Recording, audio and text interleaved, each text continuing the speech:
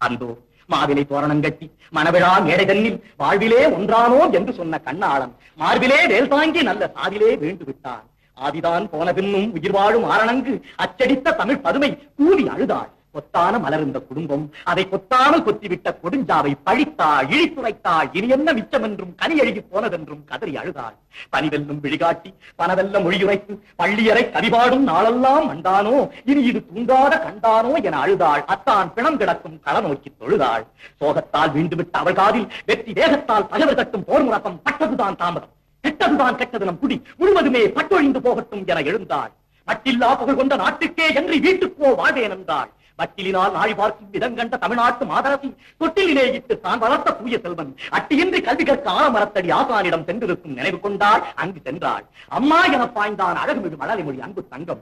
அப்பா தாத்தா ஊர் திரும்பினாரோ என்றான். திரும்பி வந்து சாவூர் சென்று விட்டார். கரும்பே